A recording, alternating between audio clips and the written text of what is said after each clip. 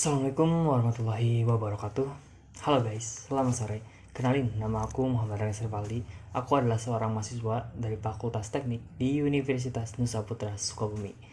Pada video kali ini guys, aku akan meresum apa yang aku pelajari pada kuliah umum yang dilaksanakan kampusku terkait mata kuliah agama dan etika yang berlangsung pada hari Rabu tanggal 21 Mei 2025.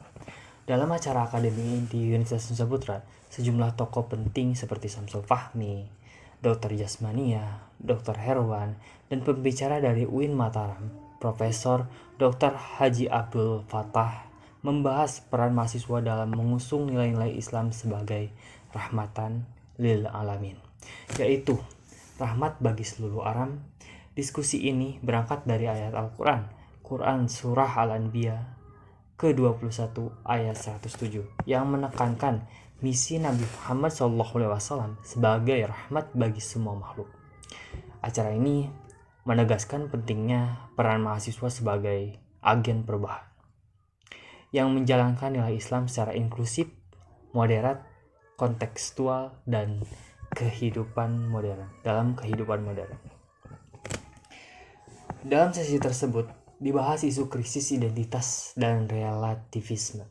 Kebenaran di era digital yang sering memperkuat pandangan negatif terhadap orang lain menimbulkan distorsi dan tantangan moral bagi generasi muda.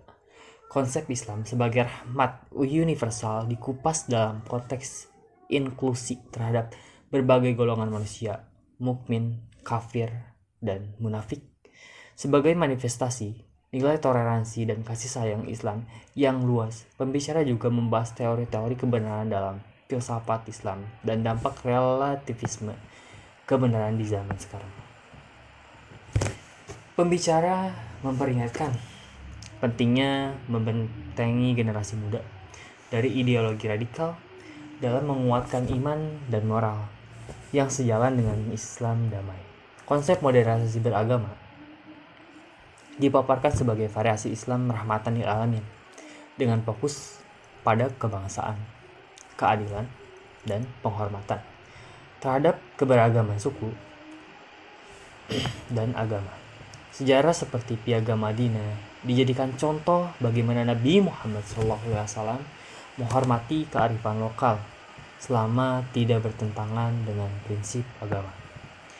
Nilai-nilai toleransi, non-kekerasan, dan penghargaan terhadap budaya lokal Indonesia turut ditekankan, misalnya melalui pelestarian tarian tradisional daerah seperti Mawar Bodas dan Jaipong. Mahasiswa, teman-teman, didorong menjadi agen pengetahuan, perubahan, dan kontrol sosial yang aktif, bijak dalam menyaring informasi digital, dan mendukung terciptanya masyarakat harmoni yang plural dan damai.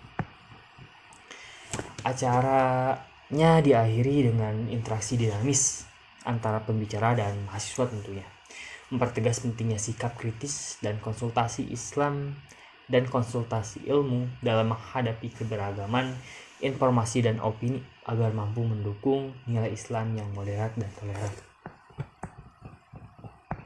Adapun teman-teman beberapa sorotan penting terkait pembahasannya. Yang pertama itu peran mahasiswa itu sebagai agen perubahan yang mengusung nilai Islam rahmatan lil alamin. Yang kedua itu pentingnya dan penghormatan terhadap keberagaman budaya dan agama.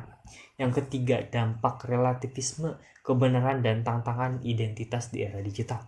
Yang keempat, konsep modernisasi beragama sebagai penerapan Islam inklusif dan damai.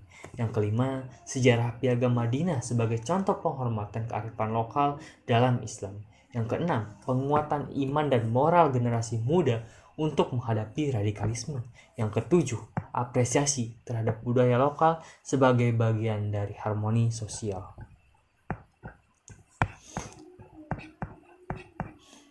Mungkin sekian yang bisa saya paparkan terkait resuman dari materi yang bisa saya sampaikan, dari materi yang telah disampaikan melalui kuliah umum agama dan etika. Saya harap sekurang-kurangnya, selebih-lebihnya, sedikit-sedikitnya ada yang bisa bermanfaat bagi kalian semua guys. Saya Ranggis. Sampai jumpa di lain waktu. Wassalamualaikum warahmatullahi wabarakatuh. See you next time.